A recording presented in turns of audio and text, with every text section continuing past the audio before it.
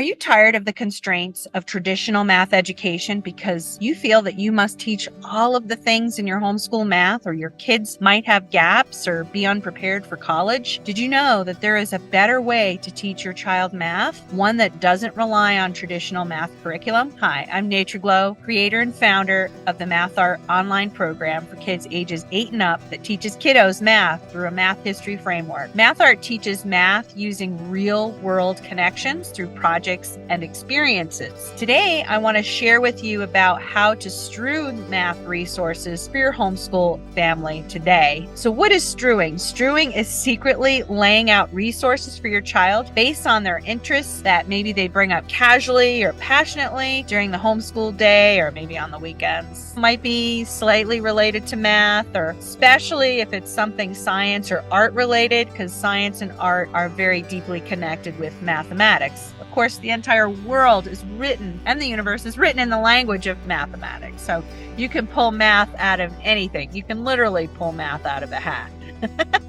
So the act of strewing or laying out learning resources, specifically math resources, usually happens when the child is asleep, taking a nap, or out of the house, so that you can lay out the interesting math resources for them to find on their own without any coaxing from the adults. You can lay them out, and then all of the adults ignore them once they're laid out, allowing the child to discover and explore the resources. That is, explore them if they are genuinely interested in them. For example, if your child expresses interest in learning about spaceships, the next day or in upcoming days, you could lay out library books about spaceships, perhaps a comic book about them, and maybe a Lego kit to build a spaceship. There's the math. So if they want to dive in deeper, you could transform a room into a space station, lay out an art project for them to create a spaceship using art materials. Do you have to spend money to strew for math? Yes and no, but at first, no.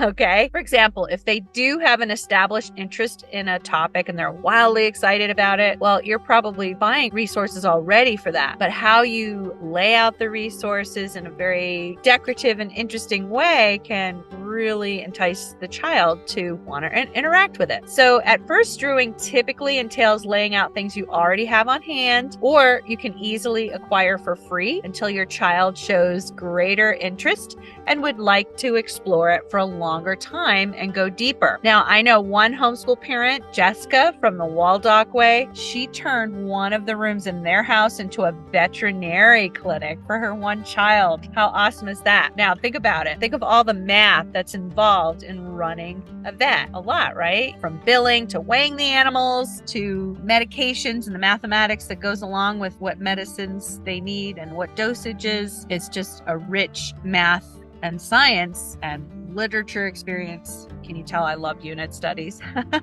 Strewing is a way for homeschool and unschool parents to facilitate their child's interests without pushing or forcing unwanted math curriculum on the child. Of course, you can strew other topics not necessarily math related, but I'm using math as an example since it tends to be forgotten about, locked away in traditional math curriculum found in textbooks, dry, boring workbooks, or traditional online math programs. Strewing can become like a treasure hunt for your child. You can have a special place or a number of places where you lay out or strew the math learning resources. Now, if you want to try out laying resources specifically related to math, they can include math instruments such as scientific calculators, compasses, protractors, rulers with really cool gel pens, or other really interesting, cool coloring utensils that they don't normally use. Here is a really fun example. Have you heard of the art kit called Spirograph? That's all geometry right there. And you can use cool gel pens with them or other coloring media. And you can usually pick up a Spirograph. Hey, maybe there's one collecting dust in your attic or basement right now. But you can also pick them up at a garage sale or a thrift store for just like 50 cents or $1 or whatever. So you can lay out puzzles also, like Rubik's Cubes,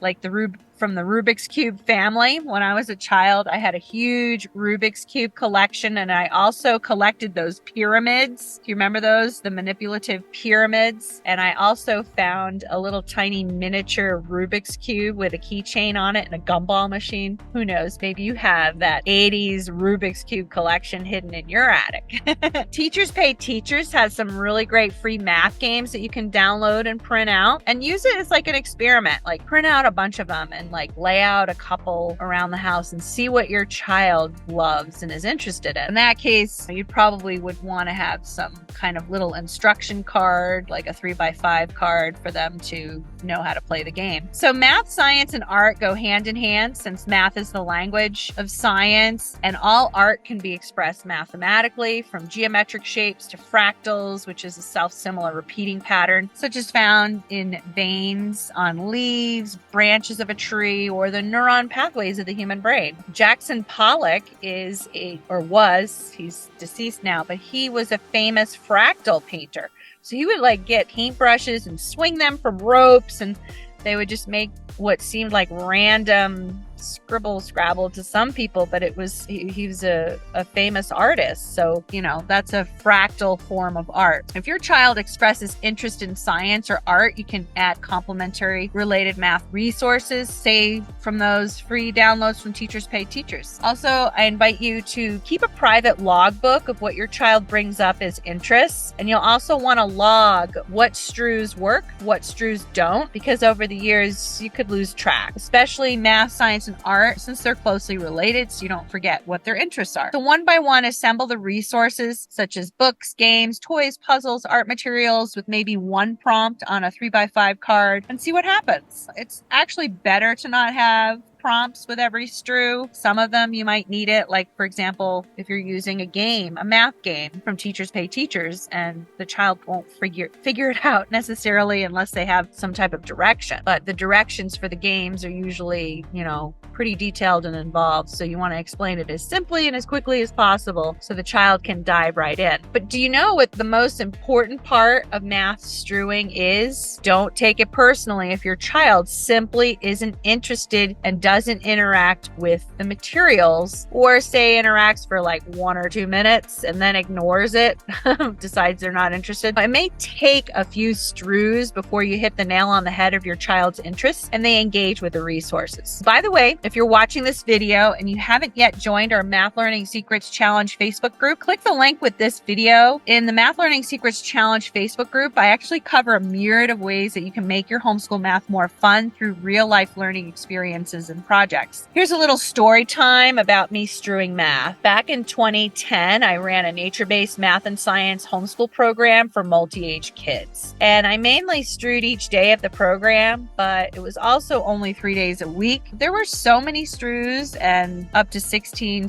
learners at a time, so they almost always found something of interest, and I had a learning center which was filled with resources. So I would keep the same displays up for a day or two, and sometimes up to the entire week of the program, and then change out the displays or strews to keep them curious and interested. Now, I realize a learning center is different from a home environment, and the word strew is typically relegated to a homeschool environment, but I'm kind of using it loosely in my instance here. So here are some things that I strewed that were either solely math related, science and math, or math and art related. Math storybooks, games, puzzles, microscopes, mandala coloring pages with choices of media, including paint, colored pencils, and crayons. And I would change up the displays often to keep the learner's interests and curiosity going. Keep listening to your kiddos' interests in conversation while doing other homeschool work. Try laying out different math, science, and art displays or strews until they engage with them for a good length of time. If you casually observe your child out of the corner of your eyes interacting with the resources, take note of what they're doing, how they're interacting with materials, learn from that. What else might pair well with the strew and add to it? You could even add one new item to the same strew a day. If their interest is high, right? You want to keep it going. So you can start slowly with one strew